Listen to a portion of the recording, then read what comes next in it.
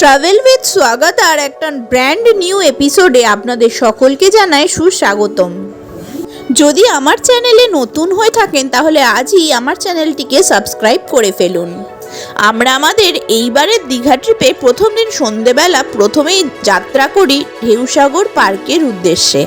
আমাদের old Digha barrister কলোনির hotel থেকে আর ঢেউসাগর পার্ক পর্যন্ত টোটো ভাড়া নিয়েছিল 150 টাকা।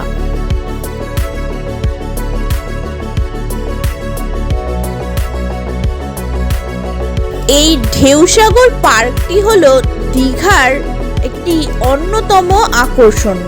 তবে ঢেউসাগর পার্কে কিন্তু সবসময় বিকেল বা সন্ধ্যের সময় যাবেন, তবেই কিন্তু এই পার্কের আসল রূপটা আপনারা উপভোগ করতে পারবেন। এন্ট্রি গেটের দুধারে এইরকম বড় বড় জিরাফের মূর্তি বানানো আছে, যেটা দেখতে কিন্তু বেশ সুন্দর লাগে, আর সবাই ওইখানে ছবি তুলতে ব্যস্ত হয়ে পড়ে।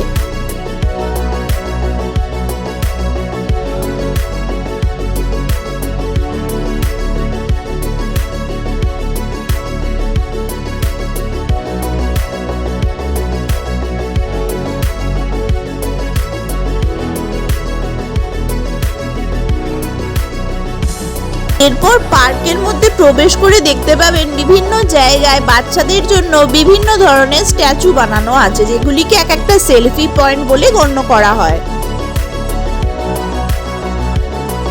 এরপর আমরা দেখলাম টার্কিশ আইসক্রিমের দোকানের সামনে তো ভীষণ ভিড়, সবাই রিলস বানাতে, ছবি তুলতে, ভিডিও করতে ব্যস্ত।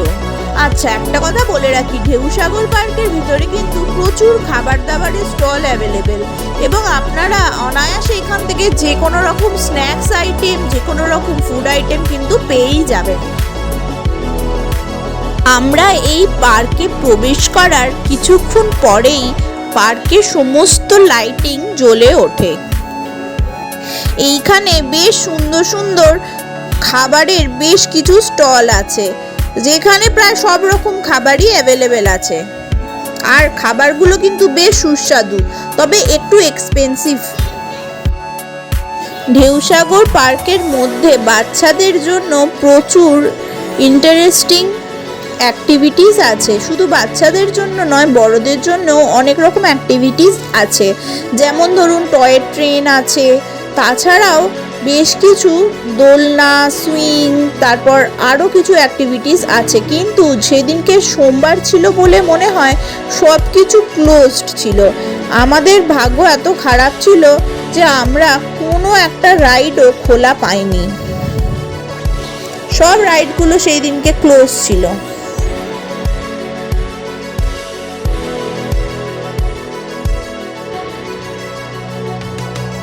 ঢেউসাগর পার্কের মূল আকর্ষণ হলো এখানকার লাইটিং, আর উঁচুতে উঠে একটা জায়গা থেকে দূরে সমুদ্রটা খুব সুন্দর দেখতে লাগছিল, আর চারদিকে এত সুন্দর লাইটিং করা ছিল, সেটাও কিন্তু বেশ উপভোগ করছিলাম।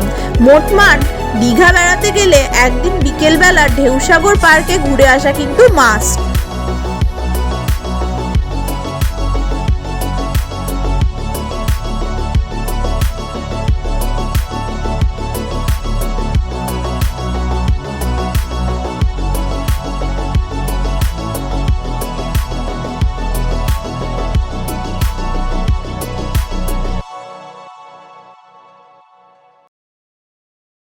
ওই যে দেখুন দূরে একটা সুইং আর একটা হাত দেখা যাচ্ছে, ব্যাপারটা খুব ইন্টারেস্টিং ছিল। আমি তো খুব আশা করেছিলাম ওইটাতে চড়বো, কিন্তু মন্ডে বলে কিনা জানি না ওইটা ক্লোজ ছিল।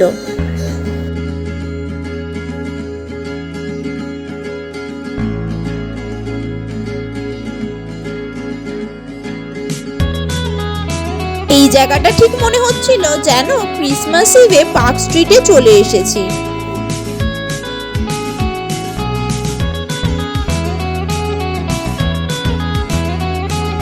এই জায়গাটা ভীষণ সুন্দর লাগছিল, দূরে দিগন্ত বিস্তৃত সমুদ্র আর চারদিকে সুন্দর এনজয়েবল লাইটিং।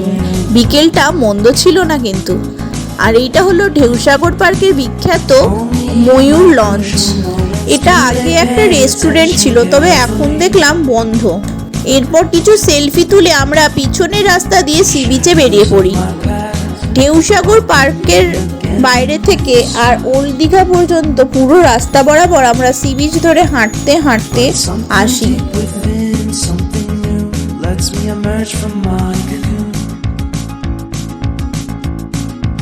বিশ্ববাংলা পার্কের কাছাকাছি এক জায়গায় দেখলাম বড় বড় স্পটলাইট সমুদ্রের ধারে লাগানো আছে, যার ফলে সমুদ্রটা যেন দিনের আলোর মতো ঝকঝক করছিল।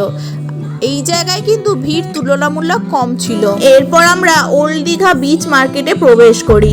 বিচ মার্কেটে প্রবেশ করেই প্রথমেই যেটা দেখতে পাবেন সেটা হচ্ছে প্রচুর বিরিয়ানি, কাবাবের দোকান আর মাছ ভাজার দোকান। তাছাড়া বাচ্চাদের চড়ার জন্য এইরকম গাড়ি প্রচুর পরিমাণে আছে।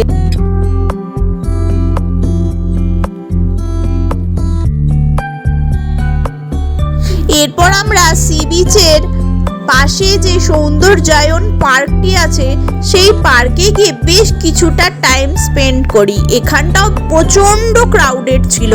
দীঘা এমন একটি জায়গা যেটা বছরের প্রতিটা মাসেই প্রচণ্ড ক্রাউডেড থাকে।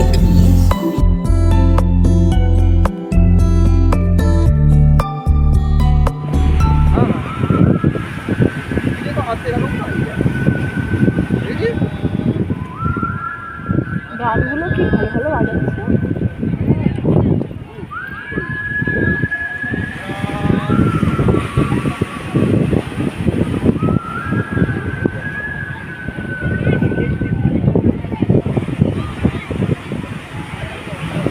সমুদ্রের গর্জনের সাথে সাথে সমুদ্রের ধারে সুন্দর পুরনো দিনের বাংলা সিনেমার গান হচ্ছিল। সেইখানে বসে এক কাপ চা না খেলে কি জমে। তারপর আমরা বিচ মার্কেটের ফুড স্টল থেকে কিছু খাওয়া দাওয়া করি। নিউ দীঘা এবং ওল্ড দীঘা দু জায়গাতে প্রচুর খাবারের দোকান আছে, তবে ওল্ড দীঘাতে একটু বেশি পরিমাণে খাবারের দোকান পাবেন। এই যে দোকানগুলো দেখছেন এর মধ্যে এই যে অঞ্জলি মোমো অ্যান্ড বারবিকিউ, এখান থেকে আমরা কাবাব কিনেছিলাম। এছাড়াও বিগ হপ পিৎজা থেকে আমরা পিৎজা এবং বার্গার কিনেছিলাম। কাবাবটা মোটামুটি ভালো ছিল, মোমোও ভালো ছিল, কিন্তু পিৎজা বার্গার একদম ভালো ছিল না। আমি কিন্তু আপনাদেরকে সাজেস্ট করব এই বিগ হপ পিৎজা থেকে কখনোই আপনারা পিৎজা বার্গার কিনবেন না।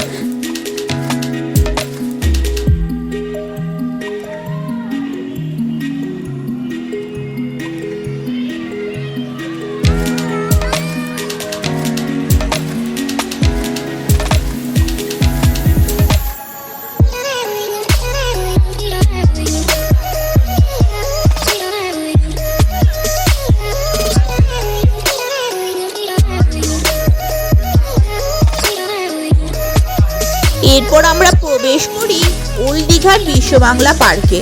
বাপরে কত লোকের ভিড় ছিল সেই দিন ওইখানে।